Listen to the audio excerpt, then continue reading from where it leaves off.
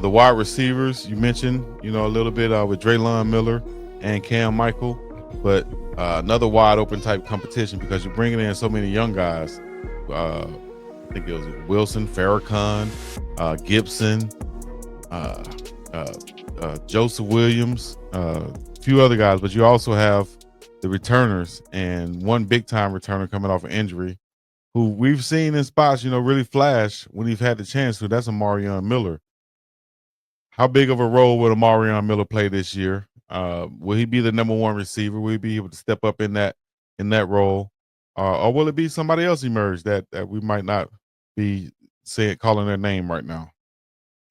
I mean, the sky is the limit for Amari Miller. Obviously, number one, he's got to stay healthy. It seems like when he's had those breakouts, that's been an issue. The consistency part of it,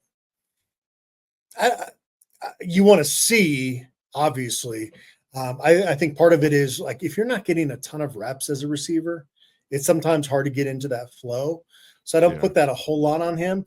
Like when he played in that second half of the USC game, he was out there most of the time, right? And that's when he started to kind of get in that groove. And I'm not saying you can expect 196 receiving yards out of him in a half on a regular basis, but he's one of those tough ball catchers that does some things on the practice fields that amaze you. I will throw Terrell Timmons Jr. in there as well. It does seem Timmons. Like it means so much to him.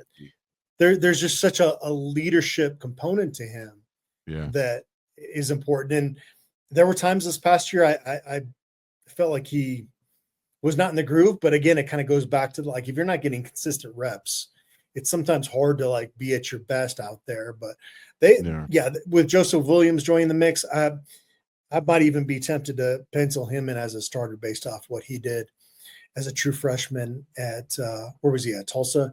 Tulsa, you've got enough pass catchers. It's such a different dynamic though than it was a year ago when you had Travis Hunter, Jimmy Horn, and you knew you're bringing in LeJontay Wester, and you just had this established group. Oh, Will Shepherd, of course. Mm-hmm. There was this experienced, established hierarchy.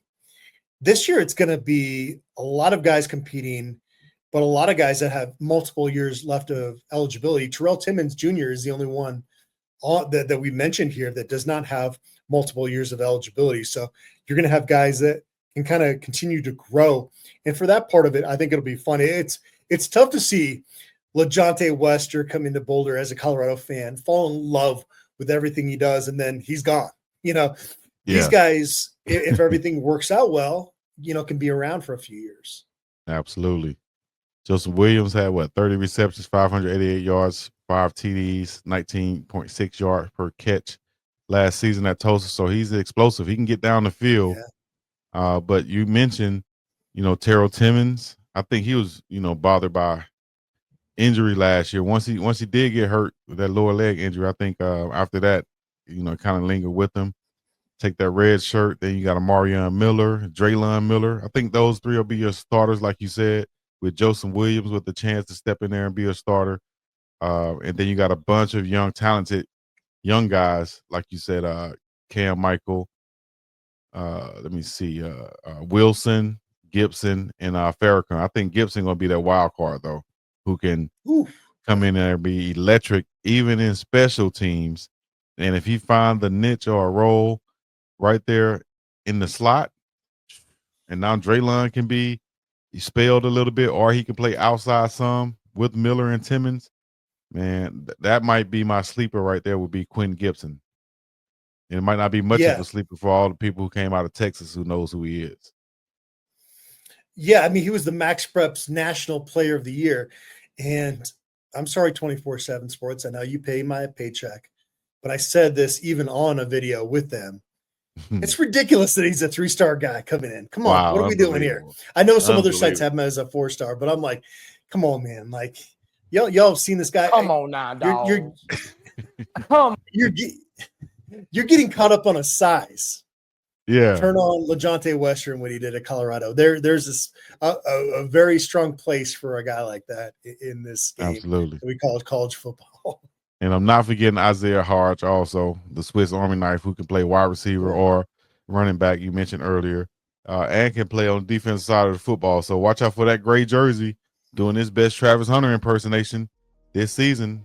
He could be a big one also. Make sure y'all follow Laws Whiskey on Instagram. Check out the website and apply code BUFFS pregame 10 at checkout to receive 10% off your order to get you some good old bourbon whiskey. I know we got some drinkers out there, some real drinkers. That will get y'all some. I just put it in the chat.